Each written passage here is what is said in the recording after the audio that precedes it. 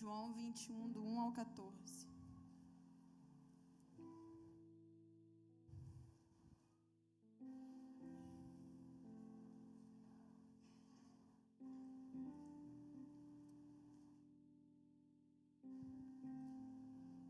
Vamos ler. Algum tempo depois, Jesus apareceu de novo aos seus discípulos à margem do mar de Tiberíades. Simão Pedro, Tomé, chamado Dídimo, Natanael, que era de Caná da Galileia, os filhos de Zebedeu e mais 2 dos seus discípulos estavam juntos. Simão Pedro disse-lhe: vou pescar. E eles o encorajaram: nós vamos contigo também. Saíram e logo entraram no barco, mas naquela noite nada pegaram. Entretanto, ao clarear da manhã, estava Jesus na praia, mas os discípulos não perceberam que era ele. E Jesus lhes perguntou: moços, tendes alguma coisa para comer? E eles lhe responderam: não. Então Jesus orientou-os: lançai a rede ao lado direito do barco e encontrareis. Assim eles o fizeram e logo não conseguiam recolher a rede por causa da abundância de peixe. Diante disso, o discípulo a quem Jesus amava disse a Pedro: é o Senhor. Assim que Simão Pedro ouviu que era o Senhor, vestiu sua túnica, pois a havia tirado, e lançou-se ao mar. Mas os outros discípulos vieram no pequeno barco, arrastando a rede com os peixes, pois não estavam longe da praia, senão uns 200 côvados. Então, assim que saltaram em terra, viram ali uma fogueira, peixe sobre brasas e um pouco de pão. E Jesus lhes pediu: trazei alguns dos peixes que acabaste de pegar. Simão Pedro entrou no barco e arrastou a rede para a terra. Ela estava cheia com 153 grandes peixes. E mesmo com tantos peixes, a rede não se rompeu. Então Jesus os convidou: vinde e tomai vosso de jejum. E nenhum dos discípulos tinha coragem de indagar-lhe: és tu? Pois sabiam que era o Senhor. Jesus aproximou-se, pegou o pão e deu a eles, tomou o peixe e fez o mesmo. E essa foi a terceira vez que Jesus apareceu aos seus discípulos, depois de haver ressuscitado dos mortos. Eu sou muito persistente em falar sobre Pedro. Eu acho que 50% das vezes que eu preguei aqui, eu falei sobre Pedro. Só que eu não quero só frisar Pedro. Eu dei um tema a essa pregação. O chamado de Deus está dentro de você. O contexto dessa passagem foi pós-morte de Jesus. Caso alguém não saiba, eu acho que eu já até citei essa parte aqui. Pós-morte de Jesus, onde os discípulos estavam, de certa forma, desolados, desencorajados após a morte de Cristo. E mesmo como aqui na palavra relata, já era a terceira vez que Jesus tinha aparecido aos discípulos. E mesmo assim, já sendo a terceira vez, eles continuavam em dúvida se de fato aquilo que Cristo havia decretado, dito que aconteceria, ia de fato acontecer. Maria Madalena foi uma das primeiras a chegar ao sepulcro e ver que Jesus não estava mais lá. E ela corre e vai até o restante e diz: ele não está lá, ele ressuscitou. E mesmo assim há alguns ainda que duvidam e é necessário que Cristo apareça para eles. Esses discípulos estavam vivendo um momento de dúvida, balanceados na sua fé e no seu propósito. Se de fato eles deveriam continuar aquilo ali, se de fato o Messias tinha ressuscitado, ou se simplesmente alguém roubou o corpo dele, e tudo se perdeu. Eles estavam passando já por uma terceira situação, onde Cristo aparecia para eles, para trazer de volta a esperança, mostrar para eles: vocês devem continuar, eu ressuscitei, o que eu falei se cumpriu. E esse aqui não era diferente, era mais um contexto onde os discípulos estavam juntos, desencorajados, com a sua fé abalada, o seu chamado morrendo praticamente. E Simão Pedro, como sempre, era um influenciador, tinha uma personalidade extremamente forte. E ele mais uma vez influencia esses homens, só que agora desencorajando-os. Simão Pedro está num contexto onde eles estavam num lugar onde havia uma possível pesca. Jesus já tinha morrido, então não tem por que a gente continuar isso aqui, já foi, essa época já passou. Simão Pedro arranca a sua túnica e fala: vou pescar. E os discípulos falam: nós vamos também. ele influencia aquele grupo de pessoas a voltarem às suas antigas práticas. Porque, não sei se vocês se recordam, se é do conhecimento de todos, o primeiro encontro de Jesus com Simão Pedro, onde Cristo faz um chamado a ele, foi exatamente num contexto assim. Pedro estava fazendo ali, praticando a sua profissão, pescando, trazendo alimento para sua casa, quando Jesus se depara com ele e fala: agora eu te faço pescador de homens, venha pescar homens comigo. E Pedro solta tudo e vai com ele. Após a morte de Jesus, Pedro voltou às suas antigas práticas, e não só ele, o resto voltou com ele também. Foram todos para o barco pescar. E onde ficou o chamado de Pedro nesse contexto? Não só o dele, mas de todos aqueles 11 discípulos além dele. Eles simplesmente ignoraram aquilo ali e foram fazer o que eles estavam fazendo antes do chamado. E aí Jesus, na sua infinita graça e misericórdia, aparece diante deles e manda eles jogarem de novo, repete toda aquela situação, manda Pedro jogar novamente a rede ao mar. E aqui eu fiquei encantada com a graça de Cristo para com aqueles homens. Ele não chega e confronta. Então, aqui sou eu não falei para vocês que eu ia ressuscitar, que eu ia morrer, eu ia ressuscitar, que vocês deveriam continuar aquilo que eu comecei? O que vocês estão fazendo? Jesus poderia ter feito isso, ele tinha o direito de fazer, mas não. Ele cria exatamente a mesma situação, joga do outro lado, eles jogam e a rede vem cheia, abarrotada, botando para fora. E nisso, aqui a Bíblia ressalta que o discípulo a quem Jesus amava, João, é o Senhor. Com uma circunstância parecida, o milagre, aquilo que foi operado naquele lugar, João reconhece, é o Senhor. E a Bíblia diz que na mesma hora Pedro se joga no mar, põe a sua túnica, se joga no mar e vai ao encontro. Pedro, como sempre, muito expressivo, muito exultante na sua maneira de agir e de ser. O resto veio com barquinho, até chegar. Mas Pedro, quando ele reconheceu Jesus, ele se jogou na água e foi. Quero nem saber. E vamos nos recordar de que momento que Pedro estava vindo. Pouco antes disso, na crucificação de Cristo, Pedro passou por aquela situação de negar o Senhor 3 vezes. Um pouco antes, ele disse: Senhor, ainda que todos te neguem, eu não te negarei. Se ainda que todos te abandonem, eu não abandonarei. Ah, Pedro, antes que o galo cante 3 vezes, tu me negarás. Não, Senhor, não. E aí, logo depois, quando Jesus está sendo ali crucificado, o processo da crucificação, e a palavra do Senhor diz que ele estava se aquecendo numa fogueira. Havia uma fogueira e a galera sentada em volta se aquecendo. Pedro estava ali no meio sendo aquecido. Aí a primeira pessoa reconhece Pedro e Pedro nega. A segunda pessoa reconhece Pedro e Pedro nega. A terceira pessoa reconhece ele e ele nega. O galo canta, ele olha para Cristo, Cristo olha para ele. E aquele olhar constrange ele de tal forma que ele começa a chorar compulsivamente. Acabou. Ali Jesus foi para morrer.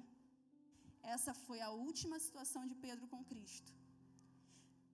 Pedro, depois de Cristo ter morrido, agora se coloca no lugar desse homem. Eu até falei isso aqui uma outra vez. Pedro, ele fez o que a maioria de nós morre de medo de fazer. Não sei vocês. Mas eu acho que a pergunta do crente é: se a gente chegar ao ponto de ser perseguido e ter que negar Jesus ou não, será que eu negaria? Não sei você, mas no meu meio de convívio, essa é a pergunta que fica. Que ninguém sabe responder. Ninguém sabe responder, porque você pode falar que sim e na hora você não conseguir. Ou você pode falar que não e na hora você conseguir. Quem vai saber? A gente não está na situação. E Pedro faz exatamente o que a gente morre de medo de fazer, chegar ao ponto de negar Jesus. Então você imagina a cabeça desse cara. Ele estava numa situação onde Cristo disse que eles deveriam continuar aquilo que tinha sido começado. O processo do discipulado, do ID, eles precisavam continuar. Mas caramba, qual foi a última situação de Pedro com Cristo? Ele acabou de negar ele 3 vezes. Ele foi reprovado diante dos olhos do Senhor. O Senhor olha para Pedro com aquele olhar de tipo: eu te avisei, cara, você não é isso tudo. pensou que era, mas você não é. Essa foi a última troca de Jesus com Pedro. Então é com esse coração que Pedro está passando pelo luto do seu grande amigo, do seu mestre Jesus. Então você imagina ele naquele caminho, indo para aquela praia, junto com aqueles homens. Imagina o peso na alma que esse homem estava. Não tem por que eu continuar isso aqui. Não tem por que, cara. Eu fui reprovado da pior forma que alguém poderia ser. Eu neguei a Cristo. Olhando dentro da cara dele, eu neguei. Eu não estava com o meu mestre no momento da sua morte. Eu o ignorei. Eu cometi um grande erro. Você imagina o peso na consciência que esse cara não estava. Com certeza estava. Com certeza. Ou talvez pensando, a minha chance já foi. Eu fui reprovado, com certeza eu vou para o inferno. Porque neguei Jesus na cara dele. E já era, Jesus morreu. Acabou, já foi, minha vez já foi, acabou. E aí Pedro vai para aquela praia pescar, abandona o seu chamado, volta ao homem que ele era. Mas aí Jesus aparece, exatamente criando um contexto onde os discípulos já tinham passado com ele. Pedro reconhece qual é a atitude de um homem que achava que tinha sido reprovado e a sua chance acabou. Ele se joga no mar desesperado. Seu mestre estava ali de volta, ele se joga e vai para encontrar com o mestre. E chegando ali, o Senhor acende uma fogueira, senta eles em roda e começa a partir aquele alimento, comer e conversar junto com eles. Novamente, o Senhor cria situações com Pedro. Primeiro, o momento em que ele foi chamado, depois o momento que ele negou o Senhor, que ele estava diante de uma roda numa fogueira. E nessa roda, nessa fogueira, o Senhor dá a oportunidade de Pedro, da mesma forma que ele o negou 3 vezes, ele declarar a sua entrega, o seu amor 3 vezes, novamente. E eu consigo ver nisso, que a graça do Senhor, ela é na medida a qual precisamos. Eu consigo ver nessa situação que Pedro teve com Cristo, que a graça, de fato, ela é suficiente. Porque, da mesma forma que aquele homem teve a oportunidade de 3 vezes negar o Senhor, Cristo vem com sua infinita misericórdia e graça e dá a ele 3 vezes a oportunidade de se entregar, de declarar o seu amor por Cristo.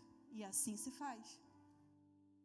E todos aqueles homens voltam novamente, são reanimados por aquilo que eles viram, pelo momento que eles passaram com Cristo.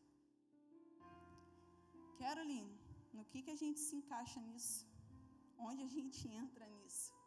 O que me chamou a atenção nessa passagem, não só nessa, mas algo que o Senhor, eu acho que é por isso que acaba que, de certa forma, eu fico sendo repetitiva e talvez falando com a mesma essência em todos os assuntos, porque é disso que o Senhor está tratando comigo, é disso que Ele está falando comigo, é isso que aos poucos Ele tem tentado mudar e alterar em mim. E como o pastor Maxwell falou aqui uma vez numa pregação, não vou falar algo que talvez eu tenha de fato alcançado esse lugar, mas juntamente com vocês estão na tentativa constante de chegar lá, não que de fato eu já tenha alcançado. E eu vejo nesse contexto, uma única coisa está em jogo aqui, era o chamado desses homens. O chamado deles estava em jogo. O chamado deles era importante demais para Cristo, a ponto dele aparecer a primeira, a segunda, a terceira vez, caso fosse necessário, para chamar esses homens de volta ao chamado deles. Eu tive uma experiência, há um tempinho atrás. Eu estava... Contar um testemunho, né? Eu não tinha me tocado do que tinha acontecido até que eu olhei um caderno meu antigo.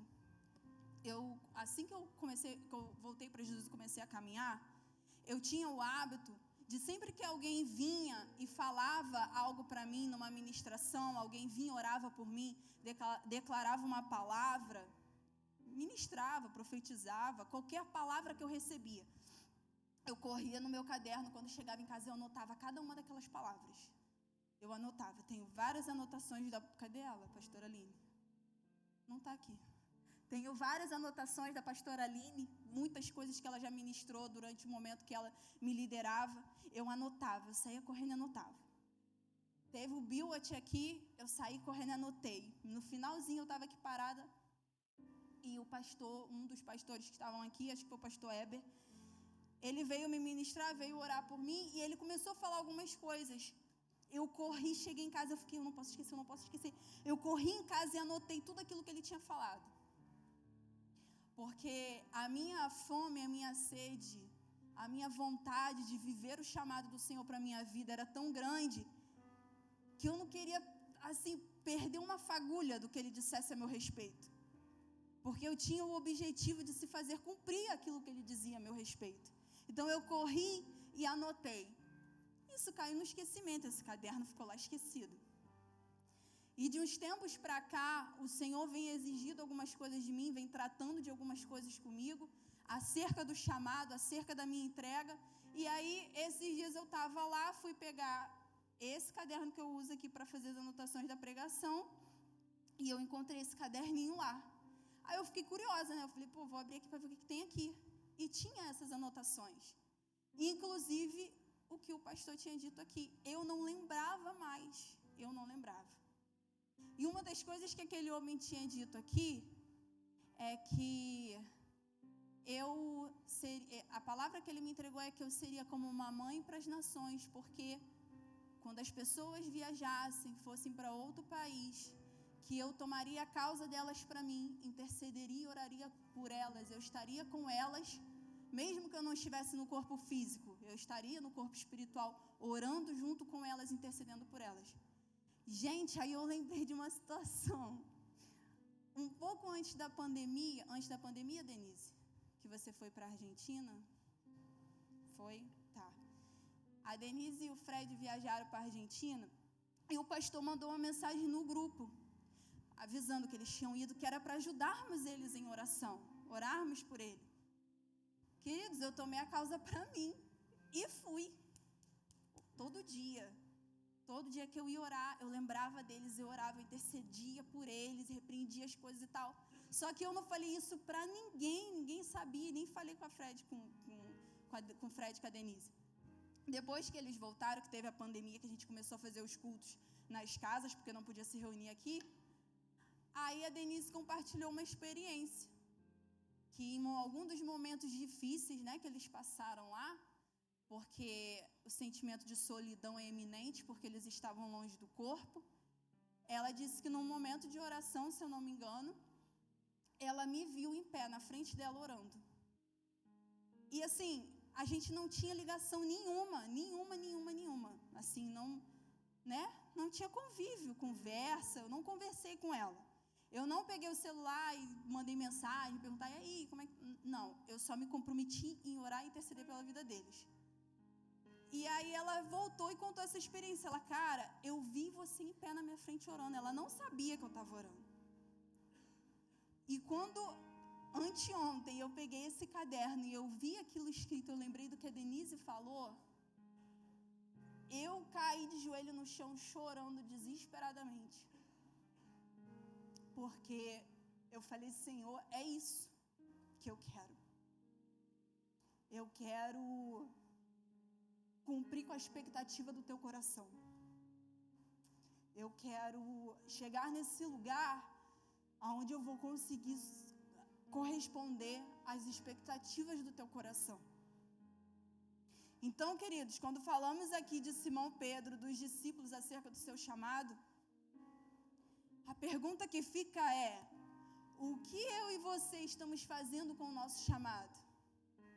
Porque não adianta você olhar para mim e talvez aí na sua cabeça ou em algum momento você pensou, eu não tenho um chamado, esse negócio de chamado não é para mim. É para essa galera aí que prega, que, sei lá, evangeliza, esses líderes aí, esse pessoal da RD. Eu não, eu quero só vir no culto mesmo. Não, querido. Uma vez que você se submete a esse ambiente aqui, você tem que aceitar que você tem um chamado. Uma vez que você está diante da presença do Senhor e você se entrega a Ele, não existe exceção. Não existe uma exceção. Não existe aquela pessoinha, que ninguém está prestando atenção, que Deus não quer nada dela, ela só é uma frequentadora de culto. Não existe. Mas eu sou muito... minha idade já está avançada, eu não aguento nada. Gente, eu vi esses dias, mandei até para o pastor Maxwell, um vídeo de um podcast de uma senhorinha, acho que o nome dela é Helena. Não sei se vocês já viram. Mas velhinha, já deve estar aí com quase seus 90 anos. A mulher vai e vem em um monte de países. E ela, por estar já velhinha, a imunidade dela já está caindo, está baixa.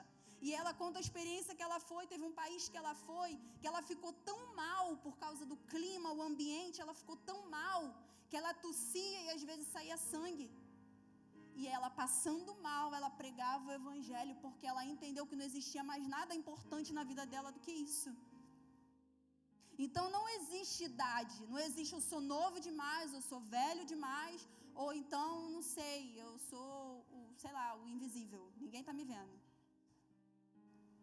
Desde o momento que nos submetemos a esse ambiente aqui, estamos debaixo da presença e da autoridade do Senhor, existe um chamado para cada um de nós. E assim como um imã, quando você separa o imã, numa distância suficiente, ele para de um atrai o outro. Mas conforme você vai chegando perto, ele vai criando ali um campo magnético e os dois se atraem, até que aquilo gruda. É assim em relação ao teu chamado e à presença do Senhor. Ele está aí dentro de você. Existe um chamado para a vida de cada um aqui. À medida com que você vai entender e ouvir esse chamado, é a distância com a qual você está de Deus. Então, se você acha que você não tem chamado algum, ou se você não escuta Deus falando com você sobre o teu chamado, é porque você está longe o suficiente dele para não conseguir despertar isso dentro de você. Porque isso está dentro de você. Basta você estar próximo dele o suficiente para que isso venha à tona. Carolyn, mas eu não sei. Como é que é esse negócio de chamado? Eu não sei se vocês já tiveram essa experiência. Sabe aquele negocinho que fica aqui dentro assim, ó? Que basta você se aproximar um pouquinho de Deus, que um negócio começa assim, um sentimento em relação às coisas que são eternas. Você é inclinado a uma coisa, você é inclinada a algo. Tem muitas pessoas que já me falaram coisas assim, Carolyn, quando eu me aproximo de Deus e tal, sabe? Eu fico com uma vontade assim de falar de Deus. Então comece a exercitar isso aí. Provavelmente você é um pregador da palavra de Deus, comece a exercitar. Isso vai acender. Isso vai começar a vir à tona. Carolyn, sei lá, às vezes assim, eu sinto uma vontade de dançar. Às vezes. Começa a chegar mais perto. Não que dançar seja um chamado. Eu estava falando isso com as meninas da dança. Quando se trata de chamado, o chamado do pessoal do louvor não é tocar.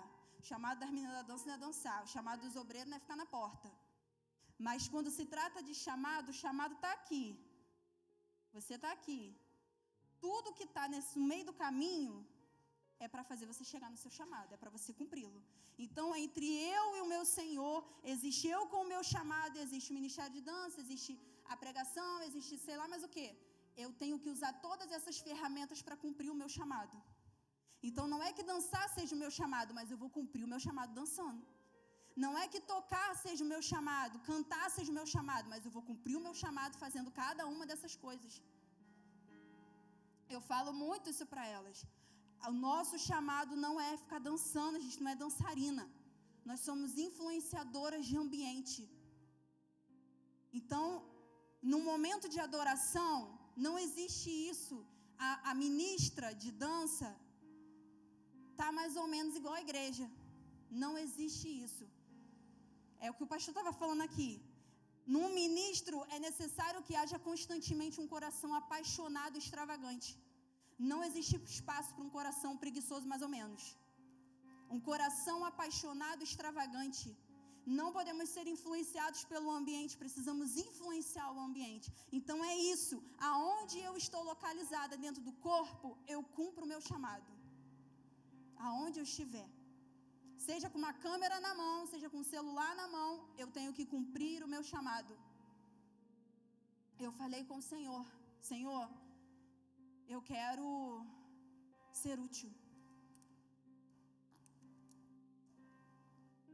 Eu estava refletindo, esses dias eu vim refletindo, eu conversei até isso com a minha mãe, porque eu comecei a calcular, falei, pô, meu dia tem 24 horas, 8 eu passo dormindo, 7, sendo muito positiva, eu passo dormindo, aí depois disso, 8 eu passo trabalhando, aí já foi 16, aí tira aí 1 hora para orar, o resto para tentar fazer todo o resto, ser esposa, ser dona de casa, ser... Isso sendo positiva de que eu trabalho 8 horas, porque às vezes é muito mais do que isso. Aí eu comecei a calcular, falei, pô, nesse contexto, o que eu estou fazendo que se trata da eternidade? Estou orando 1 hora? Meu Deus, mas o dia tem 24. Eu passei as outras 23 me dedicando do que se trata daqui. Não, falei, não aceito mais isso. Não aceito, Senhor, não aceito. Eu não aceito chegar no último dia lá com o Senhor e o Senhor me perguntar, o que você fez, minha filha? E eu falar, Senhor, eu dancei. Eu estava dançando muito, dancei muito, suei. E é isso, sabe? Eu orei quando deu. Não tem condições nenhuma. Falei, não, isso vai começar a mudar. Me ajuda. Falei, Espírito Santo, me ajuda. Me ajuda, porque eu não sei como é que eu vou fazer. Não sei, só sei que eu vou começar a abrir mão de algumas coisas. O que vai ser, eu não sei. Está entregue nas tuas mãos. Eu falei até isso com o pastor Maxwell, quando a gente estava conversando. Que o Senhor estava requerendo de mim o meu tempo. Ele estava requerendo de mim o meu tempo. Eu falei, Senhor, eu não sei do que abrir mão, porque todas elas parecem ser muito importantes.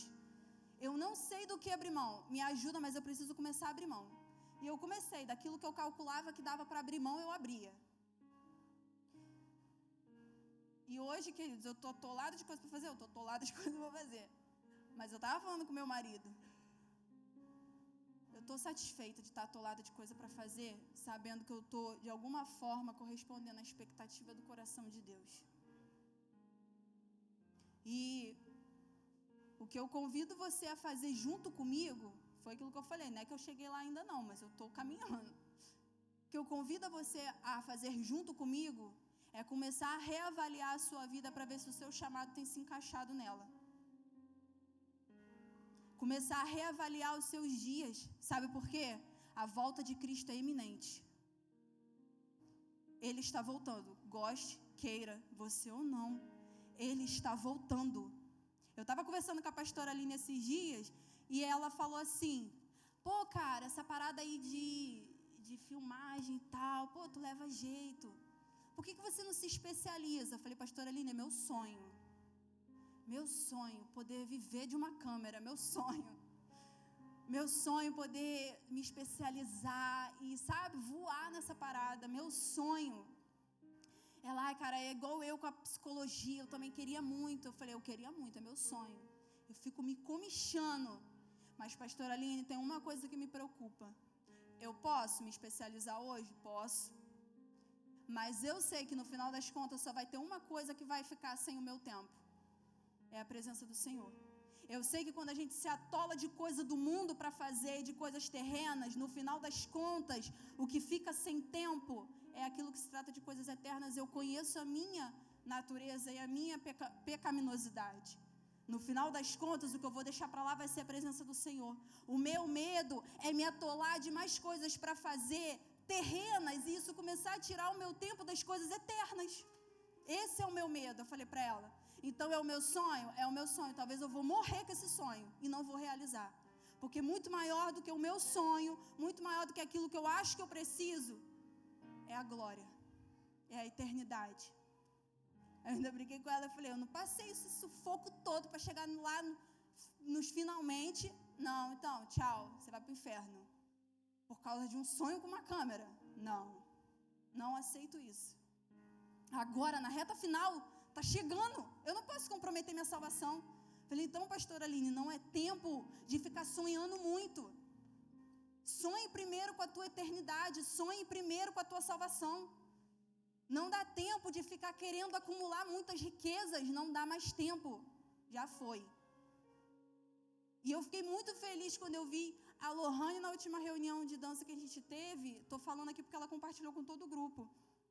Ela falou, gente, o meu emprego estava me sugando muito. Eu saía do emprego 2 horas da manhã. Chegava já em casa sem disposição nenhuma para adorar a Deus, para nada. Eu larguei o meu emprego. Hoje eu estou fazendo um curso lá, onde eu tenho uma escala que eu posso escolher o dia que eu trabalho. Eu estou ganhando menos? Eu estou ganhando menos. Mas o que eu entendi em Deus o que eu quero é tempo de qualidade com a minha família e com o meu Deus. Ainda que eu não enriqueça, ainda que eu não fique rica, eu quero tempo de qualidade com a minha família e com o meu Deus. Então, querido, eu não sei do que você vai abrir mão, eu não sei do que você vai reavaliar, só você sabe. Assim como só eu sei do meu contexto. Mas reavalie. Reavalie. Eu não sei o que o Espírito Santo vai exigir ou requerer de você. Eu não sei, tenta você entender em Deus. Reavalie os seus dias, o seu tempo. Começa você a tentar entender, indagar ao Senhor como você vai fazer isso. Mas pergunte, se mexa de alguma forma. Só não faça como esses homens, entra no mar de novo, pega a rede e volta a pescar. Não seja refém das coisas desse mundo. Não seja refém. É a pior coisa que você pode fazer. Não seja refém. Porque as coisas daqui, as coisas palpáveis daqui, nos frustram, nos magoam, nos fazem desistir, nos cansam. Da última vez que eu preguei aqui, eu acho que foi até eu falei sobre isso, sobre o jugo, o fardo de Cristo. Esteja sobre o fardo e o jugo do Senhor. Pare de se submeter ao jugo e o fardo desse mundo e se cansar tanto. Se fadigar tanto na mente e no corpo. Se fadigue e se canse com as coisas do Senhor, porque elas são eternamente recompensáveis. Vale muito mais a pena. Vale muito mais a pena. Você vai ver a hora que você se doar ao chamado do Senhor para a sua vida, que o cansaço é diferente. Você deita no é o melhor travesseiro que tem. É a paz de você saber que você está no lugar onde Deus quer que você esteja. Não tem travesseiro melhor. Não seja refém das coisas desse mundo. Não seja refém da realidade desse mundo. Não seja refém da mídia. Não seja refém da tecnologia. Pare de ser refém da necessidade de acumular riquezas. Pare de ser refém disso. Não seja refém disso. Não que você não possa fazer. É diferente você fazer, desfrutar daquilo ali e o seu coração estar naquilo ali. Não esteja com o seu coração nessas coisas. Que o teu coração esteja preso no teu chamado com o Senhor, se você está cumprindo ele ou não. Então não pense que você, por seu Joãozinho, a Mariazinha, não tem um chamado de Deus para a sua vida. Tem, cutuca que você vai descobrir. Nós somos como um organismo vivo, perfeito. Cada um tem o seu papel e a sua utilidade dentro do corpo. E o Senhor, já sabendo como nós somos, por isso que Ele falou que se não tiver ninguém que clame, as pedras clamarão. Olha, eu acredito que eu vi um vídeo esses dias de uma vaca cantando. Sério. Só no mu, mas ela cantou. Meu marido é testemunha, ele viu esse vídeo. Eu acredito, eu ainda falei com ele, tá vendo? É por isso que a Bíblia falou que as pedras clamarão, porque até a vaca vai cantar. O papagaio da Maiara canta, gente. O papagaio da Maiara canta louvor. Então eu acredito piamente que se você não fizer, a natureza vai fazer por você. Que é bíblico, eu acredito. Eu acredito. Então, não sei você. Eu não quero que ninguém faça no meu lugar, não. Não quero. Estou focada nisso. Estou focada. Tem hora que o Justo fala, cara, vai dar ruim. Ó, depois tu não vem desesperada, me ajuda. Eu já falei com ele, eu falei, cara, a hora que eu surtar, tu me para pra mim assim e fala, ó, calma, vai tudo dar certo. Não tá tão ruim quanto tá na tua cabeça. Falei pra ele me chamar a realidade, porque eu vou dar uma surtada, talvez? Vou dar.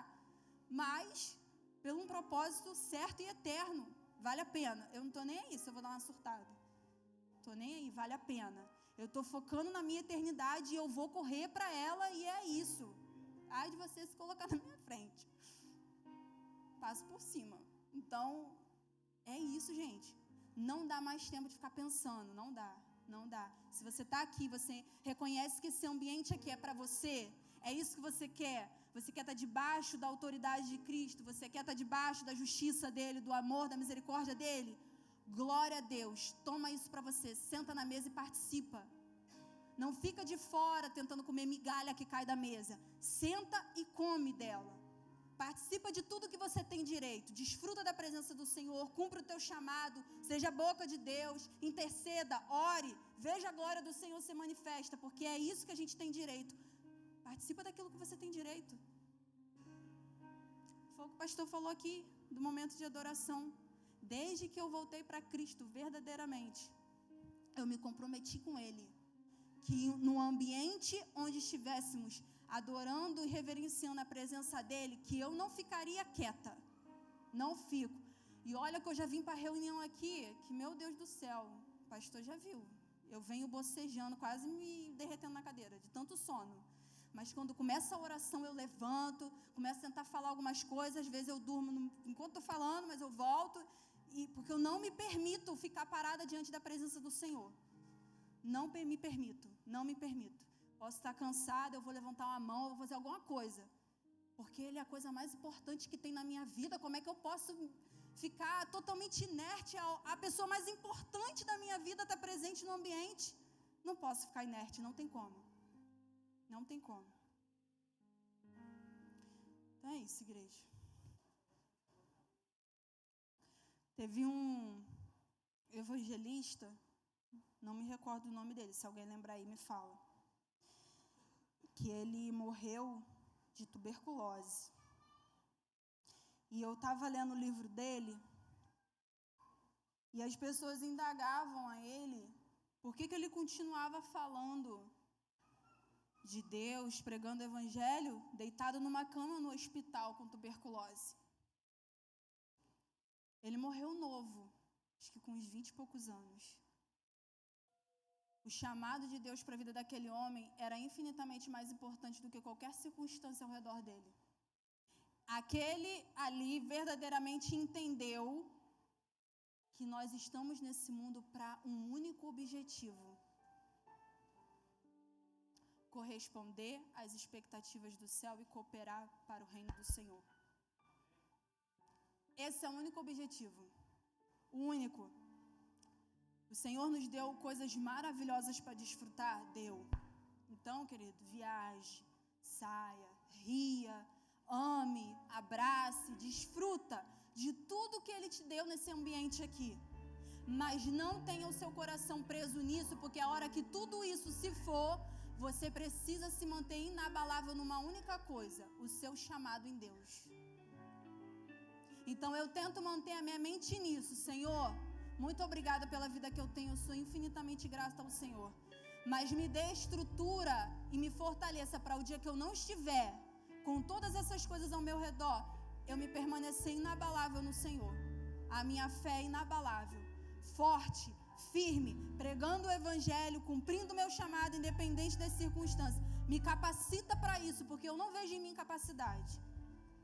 Eu vejo em mim uma pessoa desistente, falho, e eu corro um sério risco de desistir.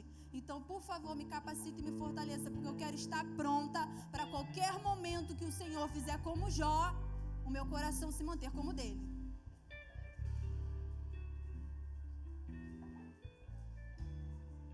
Feche os seus olhos aí.